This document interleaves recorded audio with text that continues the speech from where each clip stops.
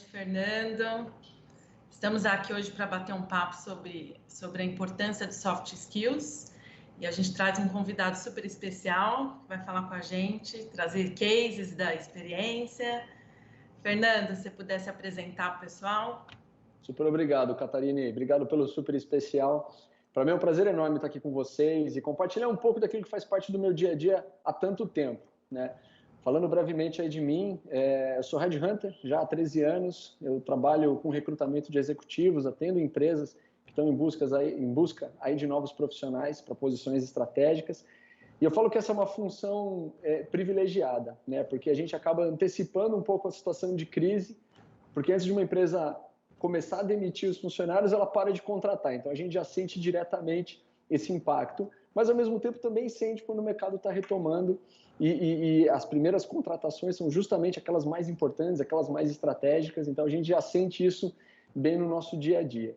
Então vai ser super bacana poder compartilhar um pouco sobre esse tema, sobre soft skills, que é algo que a gente ouve tanto, né, Catarina, no mercado e no nosso dia a dia aí como profissional da área de gente e gestão, não é isso? Exatamente. Eu acho que o nosso bate-papo a gente pode trocar assim, a gente fala muito sobre isso, mas seria legal você compartilhar a sua experiência, Fernando, com a gente, até para saber se as empresas estão aplicando isso na prática, né? Nos seus processos seletivos ou em programas de desenvolvimento, enfim.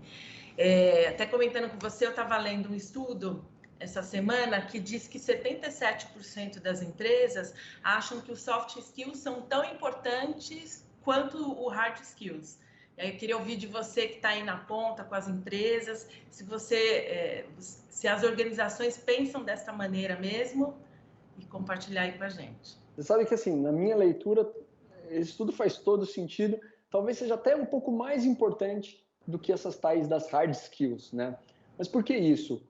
Hoje a gente tem um acesso à informação tão grande, sabe? Muitos dos conteúdos, dos assuntos mais específicos de uma determinada área, os assuntos mais técnicos, tão acessíveis, se não gratuitos, com baixo custo ou com um pouquinho de esforço em pesquisa. Então, eu vejo que o grande diferencial hoje para um profissional não é ele conhecer algum determinado assunto, sabe? Mas ele ter essa habilidade de pesquisar e conseguir se aprofundar nesse determinado assunto. Na minha leitura, isso é uma habilidade comportamental, é um soft skill, assim, fundamental. Tem muita gente que fala, e tem muita gente com medo, com razão, né, de que os robôs vão acabar assumindo o lugar dos profissionais no mercado de trabalho. A minha opinião é que você não vai ser substituído por um robô, desde que você não se comporte como um robô, né? Desde que aquilo que você tem de grande diferencial seja o que te faz ser humano, entendeu? Então, por isso que, na minha opinião, a questão dos soft skills tem sim uma importância muito grande. E respondendo um outro ponto que você falou, na minha leitura também, eu vejo as empresas sim dando uma importância grande, né, para esse tema. Agora, eu vejo ainda uma certa dificuldade de conseguir fazer uma avaliação, uma validação, efetivamente, dessas soft skills. O que vocês hoje aí na Build têm utilizado, Catarina? O que faz parte do seu dia a dia para esse tipo de leitura? Bom, aqui eu vejo um movimento muito grande da empresa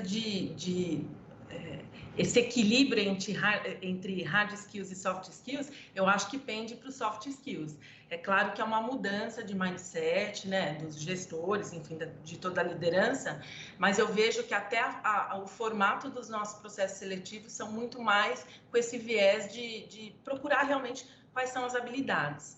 A gente hoje tem dentro da empresa alguns casos que a gente faz um job rotation, ou seja, de áreas completamente distintas. A gente teve o caso de uns diretores, né, dos nossos diretores que fizeram essa mudança, uma mudança bem brusca. Então, a gente vê um movimento realmente considerando que com soft skills ele vai conseguir performar bem na nova área, né? Mas eu acho que é uma jornada, eu acho que tem que fomentar isso sempre. E uma coisa legal que assim, é muito discutido também, Fernando, como que você acha que, trabalhando com Executive Search das empresas, como que você acha que a gente pode diminuir a subjetividade dessa avaliação de soft skills? Você falou o termo ainda mais preciso, viu, Catarine? Porque, de fato, quando a gente vai avaliar um soft skills, quando a gente está dentro de um processo seletivo e as empresas estão no momento de fazer esse tipo de validação, ainda vai para o lado subjetivo, sabe? A gente percebe quando vai ter um feedback do cliente, né? O executivo que está entrevistando o candidato tem muito aquele retorno do tipo, gostei, ou não gostei, não bateu o santo, não tem um jeitão. Que jeitão? Ele não sabe nem falar por que ele não gostou exatamente, né? Você sabe que esses dias eu tive um caso como esse, um processo super longo, super difícil, vários candidatos, várias entrevistas e tal. Aí tinham 2 finalistas, chegaram na entrevista com o presidente da empresa. Aí o retorno que ele deu, Fernando, gostei, mas faltou tempero. Que tempero é esse? Sabe? E nem ele tinha essa consciência. Esse que é um ponto importante. Eu ontem tive um bate-papo super bacana com o pessoal aí da Build, eles contando um exemplo específico que eles deram no processo seletivo e de como que eles avaliam usando o componente cultural. E o primeiro ponto importante, Catarine, é ter essa clareza. Sabe? A empresa sabe o que quer, a empresa sabe o que é importante para o jeitão dela, né? Para o tempero que ela quer dar para os colaboradores. Porque geralmente quando a gente está numa avaliação, são 3 pilares que a gente acaba sempre avaliando um candidato. Eu falo que são 3 P's para facilitar a vida. O primeiro P é se aquele profissional sabe resolver o problema, sabe? Ele tem competência, ele tem os conhecimentos necessários, ele tem vivência já naquela função para poder entrar rodando, para poder resolver aquilo que a empresa está tendo como principal desafio. Até porque nenhuma empresa contrata porque é legal contratar, porque é divertido contratar. Não é. É trabalhoso. Trata pela necessidade real, né? Porque você tem alguma dor acontecendo ali dentro, né? E que justifica você abrir uma nova posição. Então, esse é o primeiro pilar. O profissional tem condições de resolver aquele problema? Isso talvez seja o mais fácil. Isso o hard skill explica, né? Agora, quando a gente olha para os outros 2 pilares, tem muito mais um peso desses soft skills, desse lado mais subjetivo. O segundo P é o potencial, que é o exemplo que você deu aí agora, né? Se a gente conseguir fazer um job rotation entre os diretores, sinal que eles têm potencial de assumir uma nova função, que talvez hoje eles nem tenham experiência, né? Que talvez as experiências anteriores deram as credenciais fundamentais para que eles consigam fazer essa movimentação. Então isso é algo ainda muito subjetivo, mas a gente consegue ter algumas pistas. A gente olha para o passado, se ele já fez algum determinado tipo de ação, faz sentido para o futuro. Agora, o terceiro pilar é totalmente subjetivo, que é esse lado do P, do perfil, né? Do perfil cultural, é o perfil comportamental. Será que esse profissional tem as características que a gente valoriza aqui na organização? Então, por isso que o primeiro ponto é ter essa clareza. Quais são essas características, sabe? Quais são os valores que a empresa tem, quais são... E muito mais aquilo que está na parede, né? Como missão, visão, valores. Sim. Muito mais aquilo que, de fato, é valorizado pela organização, o que dá certo aqui dentro, quais são as características que a gente busca ter, ou para aumentar o tamanho do corpo, ou para trazer pessoas de um perfil mais diversificado. Está faltando um tipo de características, vamos trazer isso no mercado, sabe?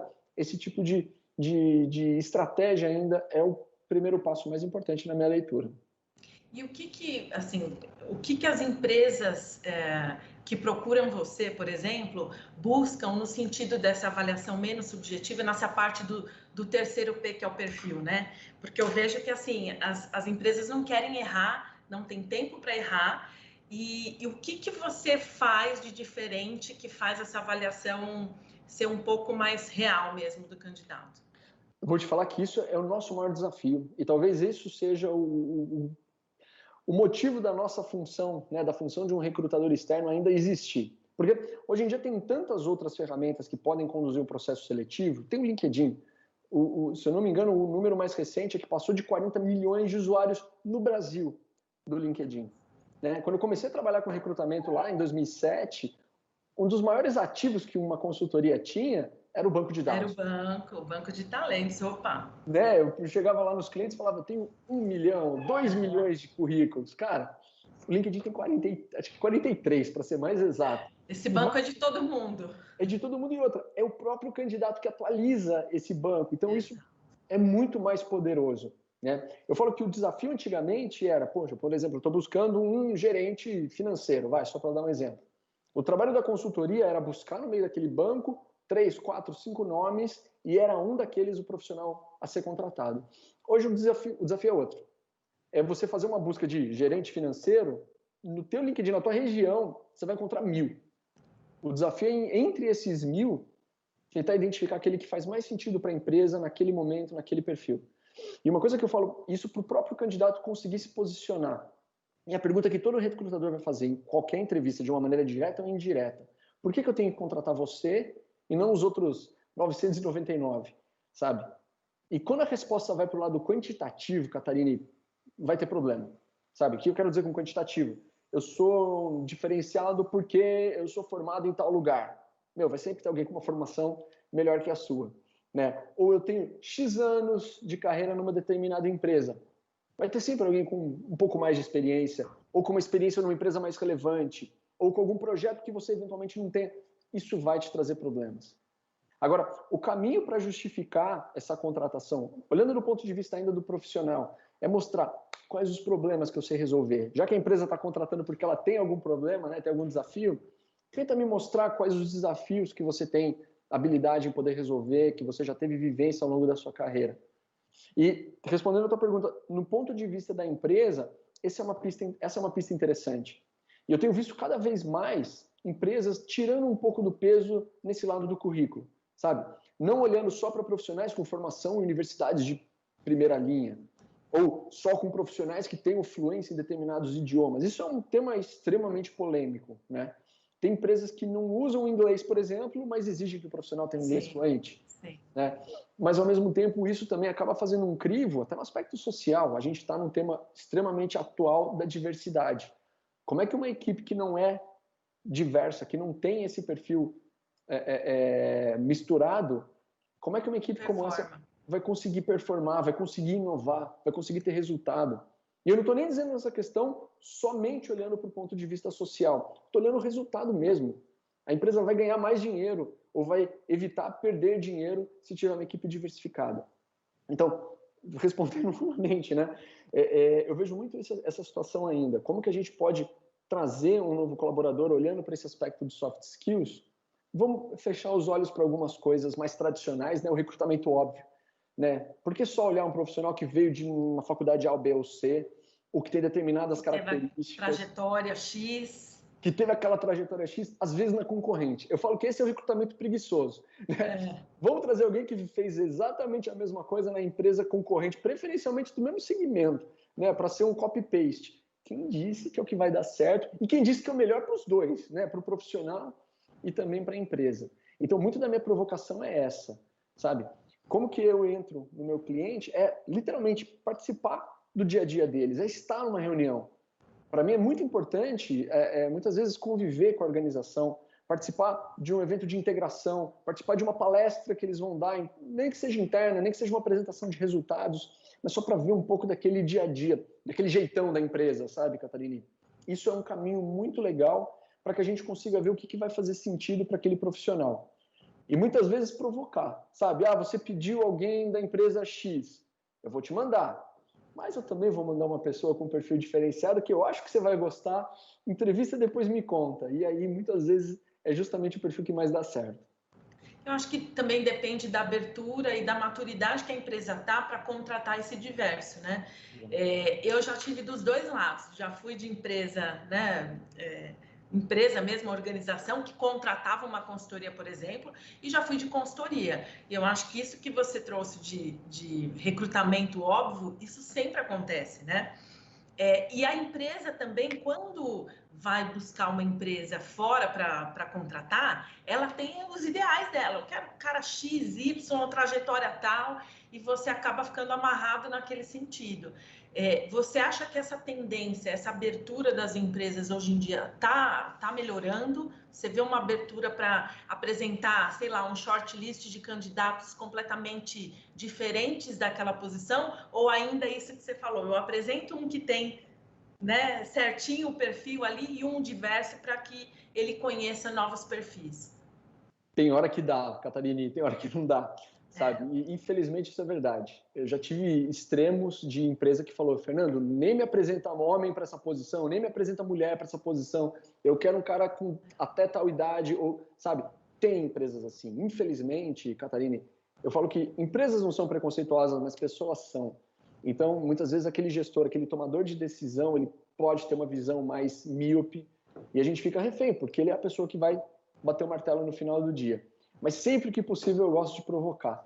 E tem até uma história interessante numa empresa que você já trabalhou no passado, que eles estavam com uma vaga aberta há quase um ano e já tinham feito todo o mapeamento, uma empresa de bens de consumo, e nesse mapeamento era uma vaga extremamente específica. Eles queriam uma pessoa de finanças que fazia toda a parte do back-office de operações de commodities. Uma função extremamente técnica. E eles estavam fazendo um mapeamento em várias outras empresas, acho que tinham até 2 consultorias que estavam nesse processo, e mapearam todas as outras empresas multinacionais europeias de bens de consumo. E não acharam esse camarada, eu acho que tinha 10 meses de processo aberto. Beleza, a gente entrou no processo, eu falei, para tudo, não vamos achar esse camarada na concorrente. Se você quer alguém de back-office de operações financeiras de commodity, vamos atrás das empresas de commodity. Fomos atrás das ABCD, ADM, Bunge, Cargill e Dreyfus, e achamos 4 pessoas, eu apresentei esse shortlist em menos de uma semana, e foi até engraçado que o diretor falou o seguinte, eu não vou nem entrevistar todos, eu vou entrevistar esses 2 aqui. Na semana seguinte, o cara já estava com a carta oferta na mão. E ficou na empresa por 7 anos, foi fantástico. Na verdade, esse é o meu maior case de sucesso. Não é nem só a shortlist ter sido apresentada em pouco tempo, o candidato ter sido contratado, mas ele ter ficado, e ter sido promovido, e ter se desenvolvido. Isso, para mim, é um exemplo que eu gosto de dar sempre, sabe? Foi uma provocação, podia ter dado tudo errado, né? O diretor poderia muito bem ter falado, Fernando, você tá maluco? Eu quero um cara da empresa A, B ou C, você tá me trazendo da Z, né? Mas nesse caso deu certo e felizmente a gente olhou também muito para esse lado comportamental, porque tinham várias pessoas nessas empresas que poderiam ser os candidatos certos, mas eu fui muito atrás de entender quais eram as características daquele executivo, daquele diretor, para quem esse gerente reportaria, né? O que aquele cara valorizava, o que não valorizava, como é que era o restante do time, o que de repente estaria faltando lá dentro, quais eram os objetivos da empresa e como que essa pessoa poderia ajudar nesses objetivos. E eu acredito que foi muito mais isso que acabou sendo crucial para que esse case tivesse dado certo. E eu acredito também que, assim, o gestor ele tem que estar aberto, tem que ter porque hoje, nesse caso que você contou, nesse case, você estava intermediando, então você conseguiu indicar alguns candidatos que não seriam óbvios, né? Então, vamos imaginar os candidatos aqui, pessoas que estão buscando uma colocação, enviarem seus currículos para a empresa. Se ela não estiver aberta para conhecer os seus soft skills, você não consegue passar ali da triagem de currículo, porque hoje ainda a gente olha, né, o currículo, a formação, o que a pessoa fez. Eu acho que é uma jornada mesmo, porque a hora que você entrevista a pessoa, você passa a considerar os soft skills dela. Mas até você conseguir essa entrevista, eu acho que, dependendo da empresa, é muito mais difícil, né? Você tem toda a razão. E muitas vezes, esse profissional ele vai ser barrado logo nas primeiras etapas, né? Porque tem essa validação inicial, tem essa leitura do currículo, e isso é muito delicado. E por isso que o grande caminho, na minha leitura, é que você construa relacionamentos, não no sentido para você ter o QI, né? Quando a gente fala de indicação, muita gente já pensa no QI, pejorativo, né? Exatamente, né? De você contratar um amigo do primo do rei. Não é nada disso. É muito mais você poder criar uma conexão e poder entender o que está rolando de dor do outro lado. Se eu entendi a dor dessa empresa que eu estou querendo abordar, eu consigo olhar para a minha experiência e fazer uma ponte com muito mais assertividade, sabe? Um erro que muitos profissionais cometem, Catarine, é falar muito mais de si mesmo do que ouvir a empresa. O foco da entrevista não é o candidato, por mais estranho que isso possa parecer, é a vaga, né? Você que é de RH, você sabe dizer isso muito melhor do que eu.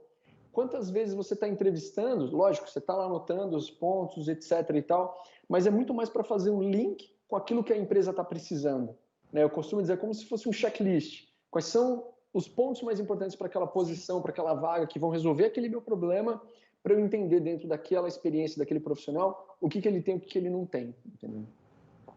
E Paiva, tem um outro ponto, assim, que não sei se eu estou correta na minha visão, queria que você me trouxesse aí seus exemplos. Eu vejo que hoje, dependendo da empresa, é muito mais fácil considerar os soft skills quando o colaborador já está na companhia. Então, por exemplo, para desenvolvimento, para recrutamento interno, isso é mais fácil porque a pessoa ele já tem um histórico na empresa e fica mais fácil avaliar, né? Hoje na Build a gente tem processos de recrutamento interno em que a equipe decide, né? Entrevista, faz parte ali do processo, os pares, porque muito mais, às vezes você não sabe nem a formação da pessoa, não está em jogo isso, né? O expertise dela dentro da companhia e mais o que ela conquistou, como ela conquistou, as pessoas que ela conseguiu levar nessa jornada, né? Você acha que isso também é uma tendência das outras empresas? Super. Eu tenho um cliente aqui da região, inclusive, que uma etapa final do processo eles chamam de painel.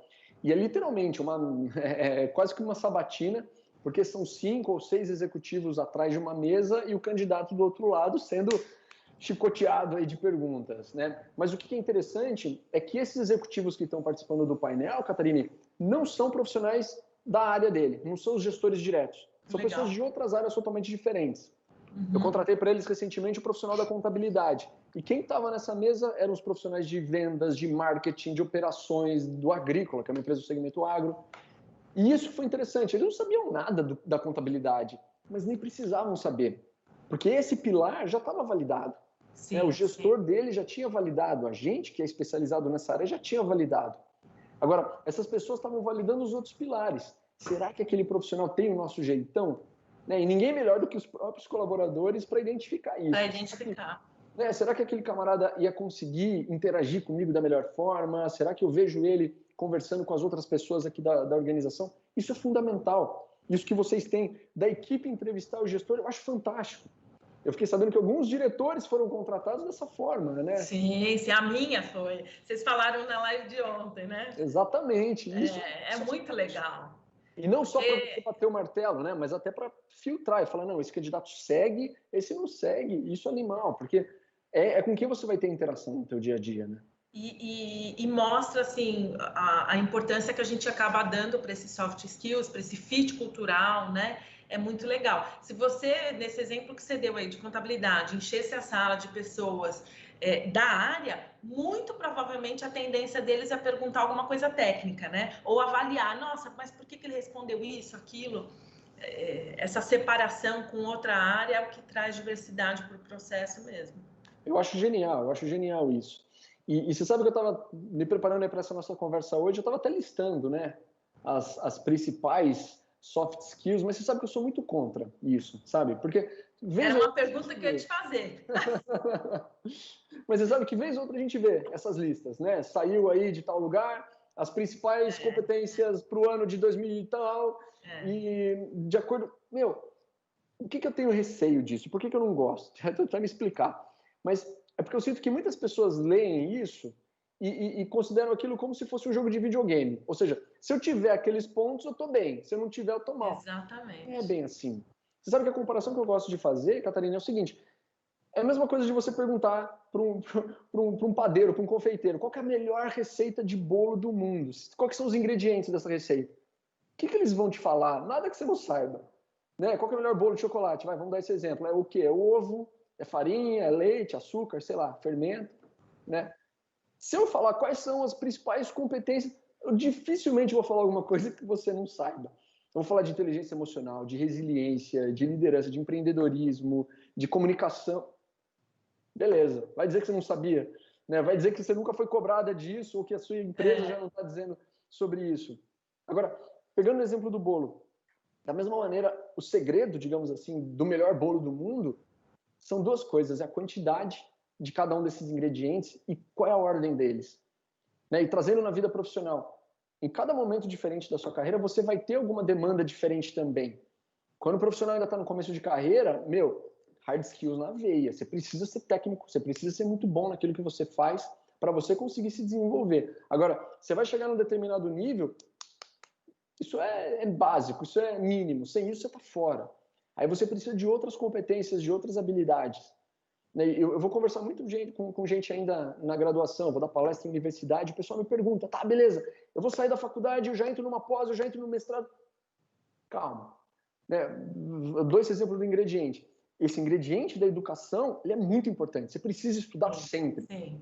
Tem uma coisa que eu posso garantir que qualquer profissional de sucesso tem, é que está sempre estudando, está sempre conhecendo, está sempre aprendendo coisas novas. Agora, não necessariamente dentro de uma sala de aula, dentro dessa mesma maneira que a gente estava acostumado. E outra, não é porque a educação é um tema importante, é um ingrediente importante, que você tem que emendar da graduação, uma pós, uma especialização, um MBA, se você não tem um outro ingrediente que também é muito importante, que é a tua experiência técnica. É a prática. É a prática.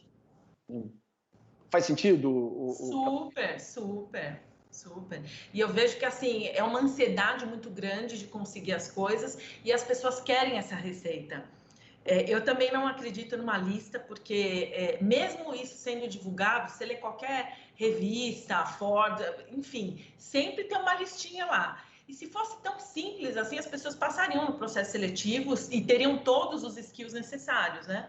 Mas não é assim que funciona. Eu acho que a gente tem que mostrar realmente, o fit tem que ser verdadeiro. Caso contrário, a gente torce para não dar certo, porque provavelmente você vai ser infeliz numa empresa que não tem os mesmos valores que você, enfim, que aquilo que você tem de melhor não é valorizado, né?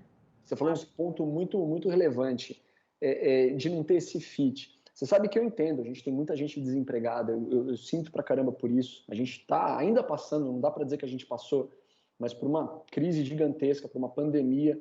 E pior do que a pandemia é essa incerteza, né? Eu vi muitas empresas, desde março, abril, quando começou esse lockdown, puxando o freio de mão, né? O que está acontecendo? Não sei. Então vamos parar tudo, vamos ver o que vai rolar. Demitiram pessoas ou pararam de contratar, vários processos foram suspensos e tal.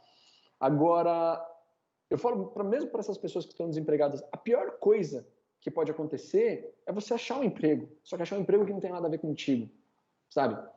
Parece óbvio isso, mas quando você acha um emprego, você para de procurar.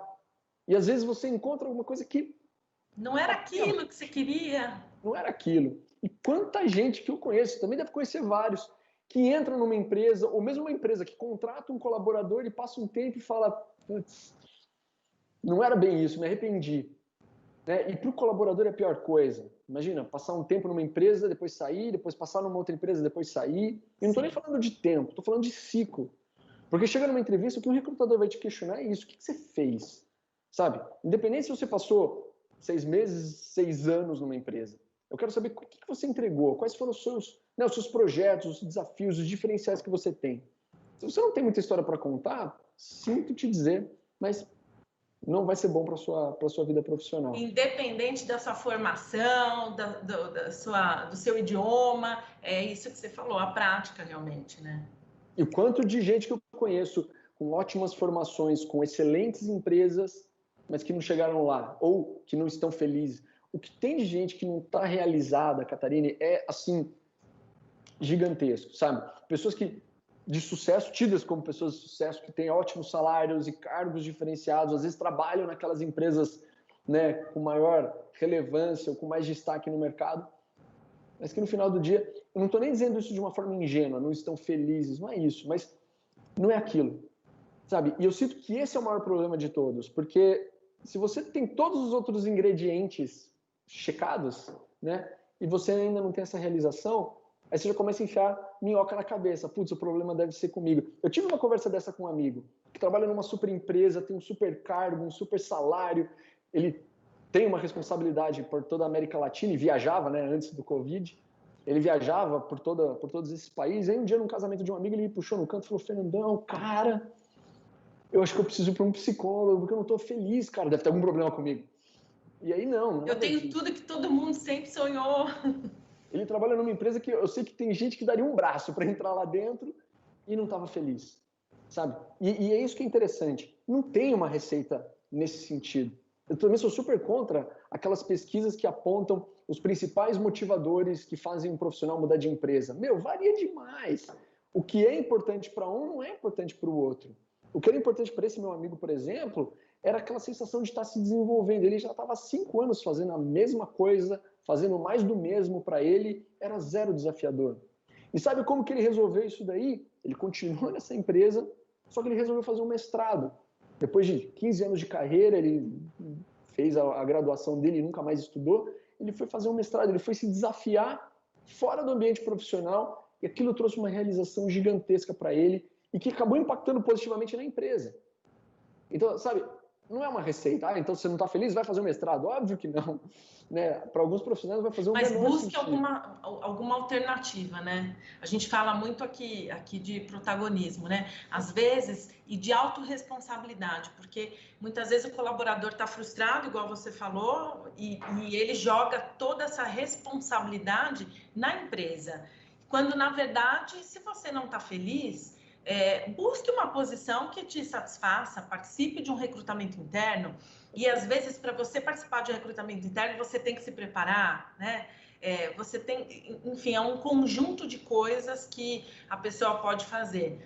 Mas eu acho que realmente tem essa lista, né? A lista de soft skills mais procurados pelas organizações, a lista dos maiores motivadores que as pessoas deixam a empresa, aquela frase que sempre a gente escutou, né? Contrata pelo currículo e demite pelo comportamento. Mental, exatamente. Até uma realidade em algumas companhias, né? Eu acho que muitas até. A gente está numa tendência. Faz todo sentido, faz todo sentido. E aí, assim, de novo, né? Sem querer apontar uma direção, não, porque tem que ser isso, não. Mas existem algumas competências que, de fato, têm um nível de importância maior, sabe? E que a gente vê em posições estratégicas, por mais que existam diferenças, né? Por mais que algumas empresas, uma coisa seja mais valorizada do que a outra, tem alguns componentes que são importantes. E aí o profissional pode começar a se desenvolver desde já. Isso não vai ter nenhum tipo de problema, não vai atrapalhar de maneira nenhuma. E uma coisa que eu comento, uma competência, mesmo que comportamental, ela não é muito diferente de uma competência técnica, que também não é muito diferente do músculo. Né? Como é que você desenvolve um músculo? É na pressão, é numa academia. Como é que você vai na academia? Você coloca um peso que você não consegue levantar, então você coloca um pouquinho mais leve, vai fazendo até que aquele peso vai se tornando mais fácil, você vai aumentando aquele peso, você vai estressando aquele músculo, aquele elemento que você quer desenvolver, até que aquilo vai se tornando mais fácil. E não é muito diferente na nossa vida profissional. A melhor forma de você desenvolver uma competência é no ambiente profissional, é quando tem problema, né? Então isso é um ponto muito interessante. Se você não está tendo problema, essas coisas estão muito fáceis para você, sinal que você não está se desenvolvendo, sinal que aquilo não está sendo bom para o teu médio e longo prazo. Exato. Eu estou aqui abrindo, surgiu uma pergunta, mas eu acho que a gente acabou de falar dela. Qual o principal soft que as empresas buscam nos candidatos? Quer dizer, a gente falou que não tem uma lista, mas eu acho que a pessoa ainda quer saber o que as empresas mais buscam. Olha, tem algumas que são mais, digamos, recorrentes, né? Uma que eu listo sempre como uma muito importante é a inteligência emocional. Eu sei que isso é batido, sei que muita gente já falou disso. O livro do Daniel Goleman, quando saiu, já saiu acho que mais de 20 anos atrás. Nossa! Já é uma coisa bem, né, divulgada, mas o que eu ainda vejo? Muita gente achando que inteligência emocional é uma coisa que, na verdade, não é. Inteligência emocional não é você ser zen, né? O mundo pegando fogo e você alheio a tudo isso, não tem nada a ver. Isso não é inteligência emocional. Ou você acaba sendo aquela pessoa totalmente impassiva, sabe? Não ter nenhum tipo de reação. Isso não é inteligência emocional. O que de fato é você saber identificar suas emoções, você vai ter as reações, muitas vezes, no maior ou menor grau. O ponto é que você não possa deixar essas informações, essas emoções interferirem nas suas decisões. E isso ainda é muito difícil. A gente percebe isso nas entrevistas. E eu vejo muita gente testando isso, né? Como é feito os testes, as avaliações, vão variando, tem algumas que eu pessoalmente não concordo muito, mas eu vejo, por exemplo, muitos entrevistadores no meio da entrevista, olhando no relógio, atendendo ligação, fingindo que está meio entediado, justamente para testar a resposta do profissional num ambiente de pressão. Olha, será que ele vai falar mais rápido? Será que ele vai, né? Ou então, às vezes, quando você vê o entrevistador questionando, não, mas peraí, você acabou de falar tal coisa, agora você está se contradizendo, você está mentindo para mim? Na verdade, o cara não é bem assim, ele só está fazendo um teste, né, para avaliar como é que é a reação desse profissional. Mas a importância, né, voltando nesse tema, nessa soft skill, da inteligência emocional, é porque eu vejo muitos profissionais que são muito bons tecnicamente, sabe? Que a parte do hard skill, que a parte cognitiva é extremamente diferenciada. Agora, se não tem essa habilidade da inteligência emocional forte, no momento de pressão, no momento de estresse, no momento que a emoção acabar tomando conta, o que vai acontecer na prática é que ele não vai acessar toda essa habilidade que ele tem, todo esse conhecimento que ele tem. É aquela situação, quando a gente está numa discussão meio acalorada e tal, aí quando passa, geralmente quando você está na cama deitado, você é isso que eu devia ter respondido, isso na hora não consegue lembrar. Mas é justamente por isso, quando a emoção está muito mais forte, geralmente a gente não acessa, né, aquela parte mais importante que é o nosso cognitivo, que é a nossa inteligência efetivamente, e isso prejudica uma tomada de decisão, prejudica alguma resposta, ou enfim, qualquer tipo de interação. Você acaba não tendo aquele diferencial que você batalhou tanto para ter, entendeu? Que quando você está calmo, você consegue pensar. Você consegue pensar com o tempo, com tudo isso. Então, na minha opinião, assim, tem algumas, né? Mas a inteligência emocional é uma delas. Uma outra que é a resiliência, que é aquela habilidade de você conseguir reagir à adversidade. Né? E a resiliência é um termo emprestado da física, né? Que é a capacidade de um elemento voltar ao estado normal depois de sofrer uma pressão. A gente tem pressão no nosso dia a dia, é o que mais tem. Nossa Senhora! Né? E esse é um ponto importante, porque no momento de pressão, tem algumas reações possíveis. Né? Eu costumo dar o exemplo, a comparação de uma pressão com uma montanha. Né? E quando tem uma situação como essa, quando a gente chega numa montanha, tem 3 tipos de profissional. É aquele profissional que vai encarar, é isso aí, o desafio é esse, eu vou atrás e vamos resolver e vamos fazer. Legal. O problema é que isso é uma parcela bem pequena das pessoas, não é todo mundo que é assim.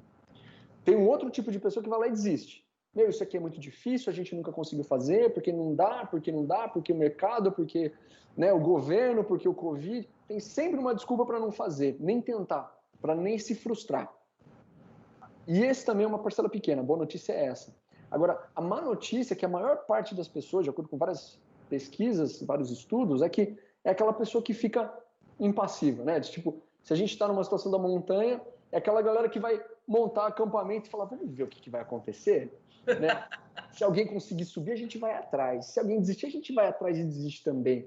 O problema é que a maior parte das pessoas, Catarine, tem esse perfil.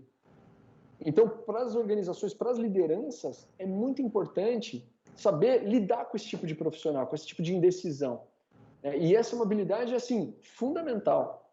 Para justamente no momento de pressão, no momento de crise, você simplesmente não ir lá e desistir. Não simplesmente falar, isso não dá certo, isso a gente não pode fazer. Porque aí você mata a inovação, você mata o resultado, você mata uma empresa.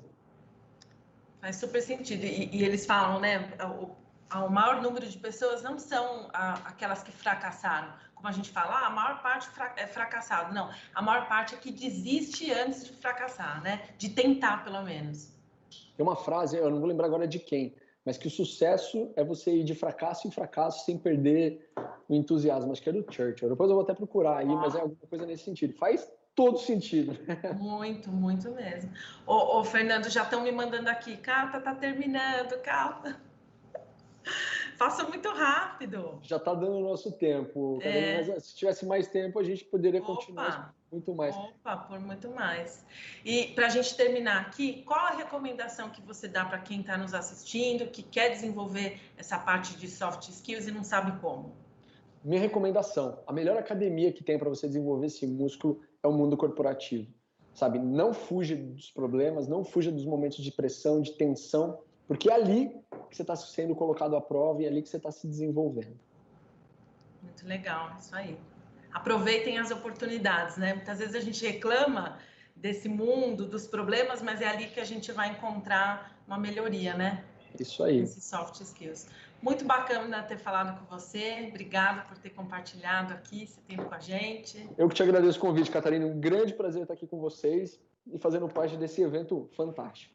Legal, muito obrigada. Pessoal, boa noite. Boa noite, pessoal. Um grande abraço.